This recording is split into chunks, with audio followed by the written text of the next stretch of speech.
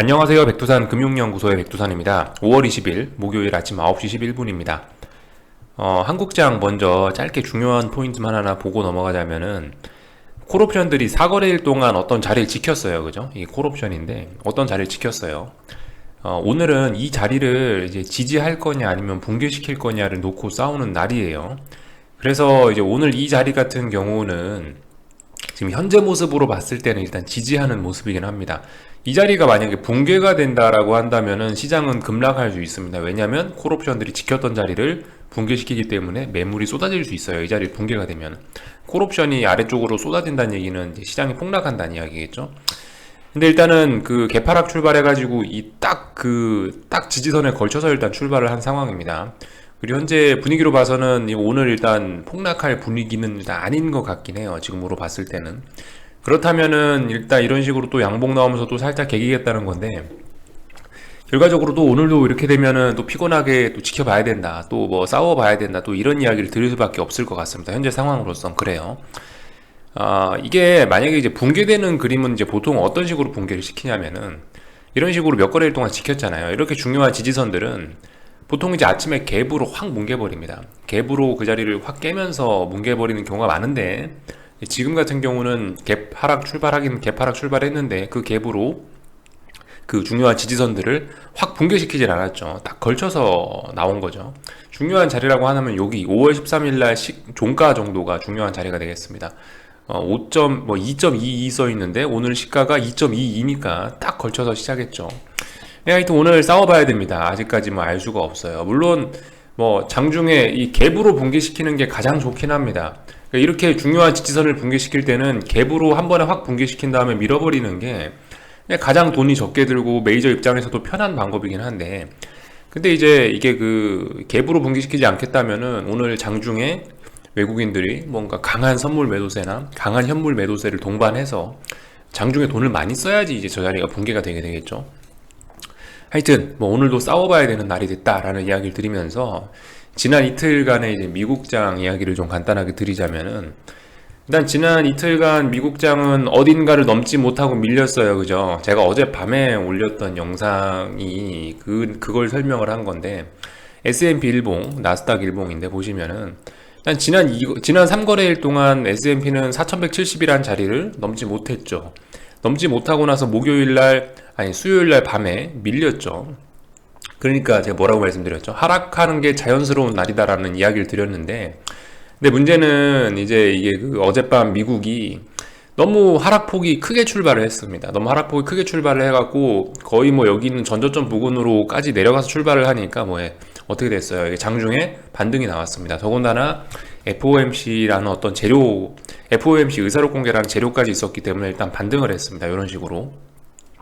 물론 하락 마감이에요. 하락 마감이고, 결론적으로 지켜보면 지금까지 중요한 게 뭐였어요? 중요한 싸움이 4170, 4120에 대한 어떤 지지와 저항 싸움이었잖아요. 근데 이제 결론적으로 4120을 붕괴시키긴 붕괴시킨 겁니다. 이게 일단 어제 나온 결론인 거고, 지난 2거래일간의 결론인 거고, 다만 이제 어제 4120을 붕괴시켰긴 했지만은 문제는 이제 아래쪽에 있는 지지력도 같이 확인을 해버려가지고, 일단 대략적으로 지금 요렇게 요 정도 4060에서 한 4120 요 정도 사이에 지금 박스권에서 일단 좀 당분간 움직이지 않겠냐라는 생각이 들긴 들어요. 그렇지만 중요한 건 4120이 일단 두 차례 붕괴가 된 거다. 여기서 한번 왕창 붕괴시켰고, 한 번에 왕창 붕괴시키니까 수상하다 싶어서 반등했다가 다시 붕괴시켰죠. 어쨌든 아래 꼬리가 심상치 않아서 4060 부근의 어떤 지지력을 확인하긴 했지만, 그럼에도 불구하고 일단 4120은 일단 저항이 됐다라는 거. 4120을 넘지 못하는 한에서는 숏배팅 가능하다, 요런 이야기를 드렸죠. 아직 S&P가 추세적인 붕괴 그런 건 아닙니다만은, 일단 4120이 붕괴되면은 해볼 수는 있는 자리에 왔다. 일단 분위기는 별로 좋지 않은 거다라고 말씀드렸죠. 그래서 아무튼 4120이 붕괴됐다라는 게 일단 결론인 거고, 나스닥 같은 경우는 똑같습니다. 그죠? 나스닥 같은 경우도 지난 3거래일간 어딘가를 13,400을 넘지 못하고 그 다음에 어딘가를 무너뜨렸죠. 무너뜨렸으니까 하락하는 게 자연스러운 날이었는데, 일단 얘는 심지어 상승 전환까지 올라오긴 올라왔어요. 얘도 여기 있는 직전 저점 자리 확인했죠. 5월 12일 날 저점 자리 확인하고 올라왔습니다. 여기 어딘가와 여기 어딘가 밑에 얘도 박스권이 될 겁니다.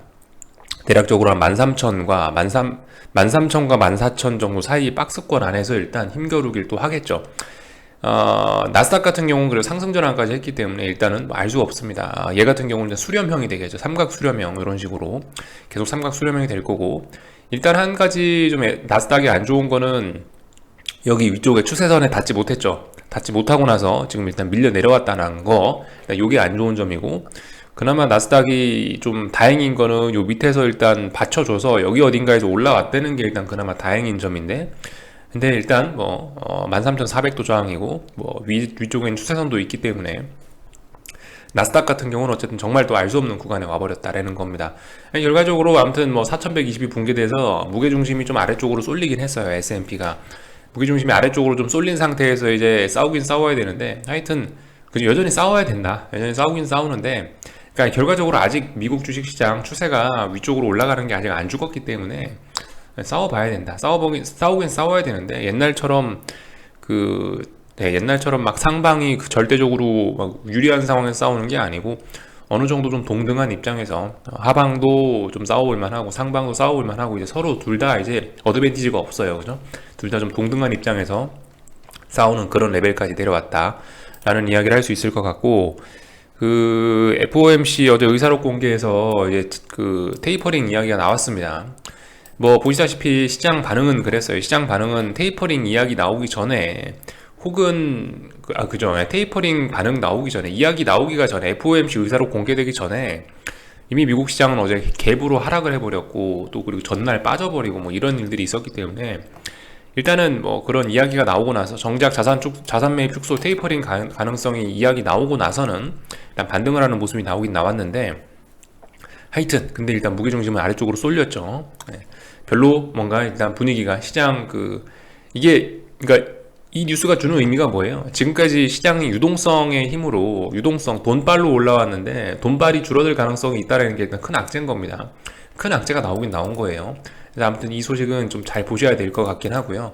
그렇다고 해서 이게 뭐 당장 축소된다 이런 게 아니고, 아직까지는 이제 테이퍼링이 진행될 수 있다라는 어떤 가능성, 그런 것 때문에 실제 테이퍼링 한다가 아니고 테이퍼링 할 수 있다는 우려 때문에 일단 자빠지는 겁니다. 그죠? 그런 점들을 생각을 해봐야 될 것 같아요. 어제 이런 뉴스가 나왔다 라는 거. 하여튼 미국 시장 어제 뭐 볼만한 게 좀 많았는데요. 그래서 결과적으로 보시면 일단 비트코인 급락 속 투자 심리 악화 등의 하락이라 써있죠. 이 비트코인 급락을 하여튼 묘하게 보는, 비트코인 급락을 다양하게 해석하는 뭐 의견들이 있긴 있습니다만은, 근데 이게 솔직히 맞는 표현이죠. 비트코인이 급락하면 당연히 투자 심리가 악화되면서 주식도 빠지게 돼 있는 게 일단 정상적인 모습이라고 보입니다. 이게 일반적인 반응이죠. 금융시장은 대부분 눈치 게임이잖아요. 눈치 게임, 분위기 타고. 그러니까 예를 들면은 IMF 같은 게 왜 났겠어요? 97년도에 뭐 예를 들면은 뭐 대만이라든가 뭐 동아시아의 다른 나라들 무너졌는데 한국은 안 무너졌었잖아요. 이게 분위기 전이 돼가지고 한국도 같이 팔아 제끼니까 이제 그때 위기가 난 거라고요. 뭐 어쨌든 뭐 적절한 비유였을지 아닐지 모르겠는데, 아니 중요한 건 금융시장은 분위기 전이라는 게, 분위기가 나쁜 분위기는 좋은 분위기는 이게 자꾸 번져나가는 게, 이게 무서운 건데, 일단 비트코인이 급락됐다는 게 비트코인이 넥라인을 깨고 이제 아예 추세가 붕괴됐잖아요. 그러니까 이제 이게 투자 심리에 좋은 영향을 미칠 수가 없다라는 겁니다. 계속 말씀드렸다시피 비트코인이 사실상 지금 현재 버블의 대장이기 때문에, 버블 대장이 추세가 죽는다? 의심해봐야 되겠죠. 비트코인 꺼지면 주식시장도 이거는 뭐 살아날 수가 없을 거예요. 이렇게 생각할 수도 있잖아요. 비트코인 자빠지고 나서, 그러니까 비트코인 이거 채굴 붐 때문에 지금 반도체 가격이 이런 게 비싸지 않았냐. 비트코인 박살나면은 채굴 하겠냐고요. 그죠? 비트코인 박살나면 채굴 안 할 거고, 반도체 가격 그거 어떻게 할 거냐고. 반도체 이런 거 좀 안 좋을 수 있겠죠. 반도체 수요에. 그렇게도 좀 연관시켜서 일단 하여튼 비트코인 급락은 지금 시장에 안 좋다, 주식시장에 안 좋다, 이런 이야기 좀 드리고 싶은 거고, 비트코인 같은 걸 실제로 좀 살펴보겠습니다. 그래서 일단은 급반등하긴 했는데요. 일단은 자 중요한 추세선이라는 게 어디죠? 여기죠. 여기 이 자리를 어제 강력하게 붕괴시키고 장중에 일단 잠깐 투매가 나오긴 나왔는데, 사실 이게 문제는 뭐 이런 거는 여기서부터 이렇게 진행된 하락 N자의 끝자리 뭐 이렇게 그 하락 N자로 진행된 거 끝자리에서 나온 투매다라고만 보기에는 좀 무리가 있겠죠. 왜냐면 여기 이 음봉이 그 추세선을 밟아 뭉개면서 이게 나온 거기 때문에 이거 같은 경우는 어쩌면 시세 시작의 첫 번째 장대 음봉일 가능성도 있는 겁니다. 그죠? 그렇기 때문에 이게 여기 있는 이런 음봉이 이 넥라인을 지지하면서 요 위에서 나왔으면, 요 위에서 탁 지지하고 올라갔으면 그건 괜찮아, 그럴 수 있겠지만 이건 지금 누가 봐도 명백히 붕괴된 상황에서 나온 거란 말입니다. 그렇기 때문에 이거는 아무 조심해야 된다는 겁니다. 일단 비트코인은 추세가 죽었다.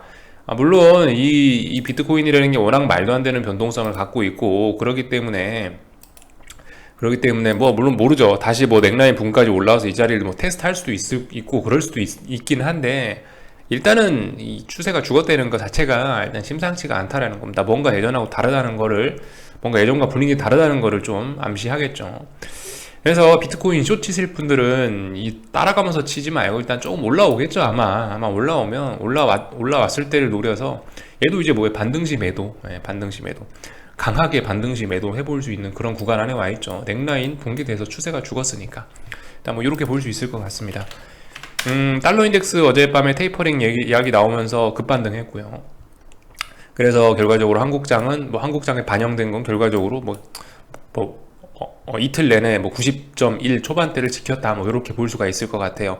쉽게 잘 죽지 않죠. 보시다시피 밑에 지지선들이 많기 때문에 이렇게 되면 아마 다중 바닥형의 가능성은 좀 높을 것 같긴 한데, 아직까지 얘가 어딘가 이렇게 치고 올라온 건 아니니까 아직까지 일단 바닥 테스트는 하고 있는 과정이다, 바닥 테스트 과정이다, 이렇게 보는 게 좋을 것 같아요. 이 정도가 그런 일들이 있었고, 이 정도 보면 될 것 같고, 금리도 어제 좀 튀었죠. 테이퍼링 이야기 나오니까 별로 안 좋은 거예요. 그죠? 금리 튀면은 주식시장이 별로 안 좋은데 슬슬 정고점에 다가가고 있습니다. 여기서부터 이렇게 올랐던 금리가 이게 이렇게 한 번에 죽을 리는 없을 거고, 일단 조정은 끝났다고 봐야 되고, 일단 이건 끝났고 새로운 시세를 만들어 나가고 있는데, 근데 이제 직전 이 정고점 자리가 있으니까 부담스러워서 지금 여기서 이러고 있죠.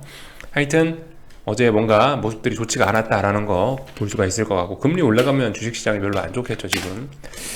그리고 그 하이힐드 채권 가격, HYG 가격으로 보면 얘도 추세 죽었어요. 얘도 뭐 보시다시피 얘는 뭐 추세가 죽었다기보단 얘 이제 우측 어깨 만들고 나서 진행 중이죠. 이런 식으로 우측 어깨 만들고 나서 뭐 좌측 어깨 머리, 우측 어깨 만들고 나서 일단 고점은 만들어 놨고 슬슬 꺼져가고 있습니다.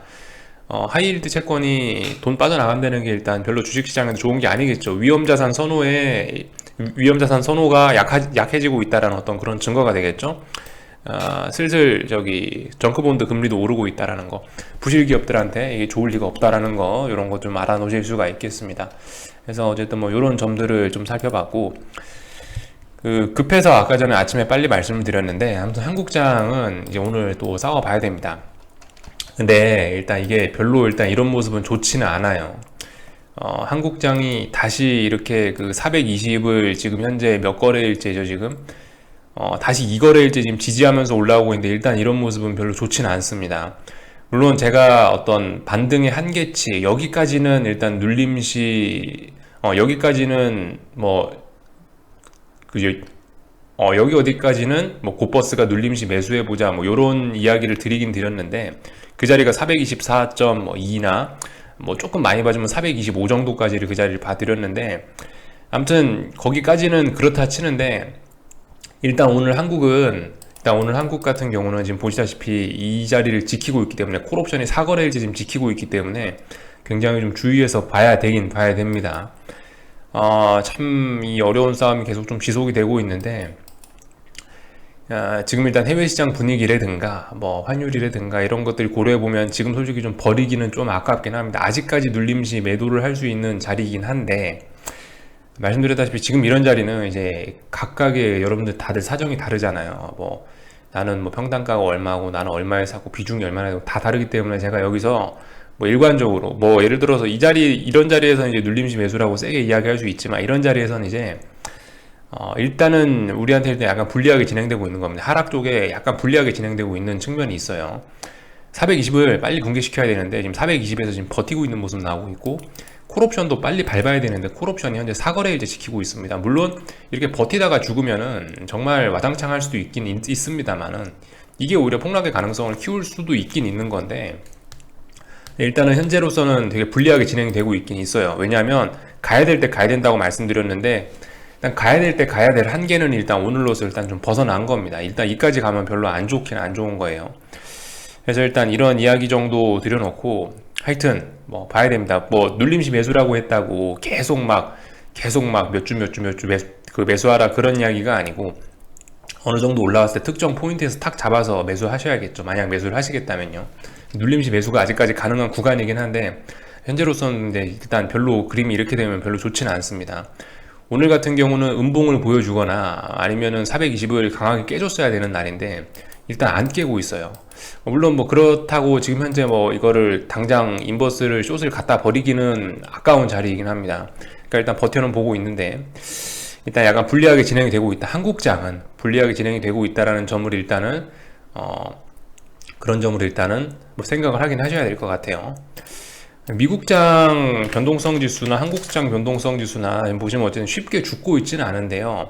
쉽게 죽고 있지는 않은데, 얘도 일단 여기 보시면은 여기 어딘가에서 지지하고 여기까지 올랐다가 다시 20 부근에서 지지해가지고 지금 22 요 정도까지 올라간 건데, 얘가 아직 다 죽진 않았지만 솔직히 얘도 그렇게 유리한 게임을 막 하고 있지는 않습니다. 얘도 보시면은 일단 보시면 이게 어젯밤에 이게 너무 갭 상승, 어젯밤에 너무 미국장이 시작부터 강하게 하락을 해버려가지고 얘 보시면 다 되돌렸잖아요. 이렇게 그런 점들이 보이긴 보여요.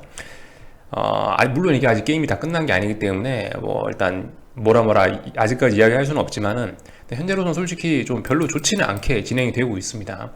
물론 말씀드렸다시피 S&P가 특정 라인을 붕괴시켜 놨기 때문에 아직까지 싸우는 구간이고 해볼 만은 하긴 한데요. 별로 유리하진 않습니다. 말씀드렸다시피 이게 타이밍이 가야 될 시간에 확 가야 되는데, 물론 미국은 가야 될 시간에 갔는데 그 시초가에 너무 많이 급락을 해버려 갖고 별로 진행이 좋지 못한 거고, 한국 같은 경우는 지금 일단 너무 오랫동안 이 부근에서 버티고 있다는 게 좀 안타까운 점이긴 합니다. 물론 이렇게 볼 수도 있어요. 야, 이게 이렇게 하락을 해갖고 지난 5거래일 동안 반등을 했는데 반등한 게 꼴랑 이거야 라고 볼 수도 있어요. 아직까지 뭐 어떤 숏을 버리고 이럴 때는 아닌데, 어쨌든 현재로서는 별로 좋지는 않게 진행되고 있습니다. 숏에 이런 점들 좀 감안하시면서 보긴 봐야 될 것 같아요. 콜옵션 중요합니다. 콜옵션, 그래서 만약에 이제 오늘까지 이렇게 마감된다고 하면 5거래일째 지키는 건데, 이 부분 잘 봐야 돼요. 얘가 빨리 죽어야 뭐가 되겠죠, 그죠? 그래서 여기 정도까지 일단 이야기 하겠습니다. 뭐 원달러 환율은 1132원 정상적으로 지켜야 될 자리 지키고 있고 우상향 잘 하고 있어요. 특별히 이상한 건 없고요. 그래서 일단 뭐 이 정도까지 말씀드리고, 해외 시장 분위기도 중요하겠죠. 또 하여튼 오늘 밤에 뵙도록 하겠습니다. 여기까지 하고 마칠게요. 궁금한 거 리플 남겨주시고요. 저녁에 뵙도록 하겠습니다.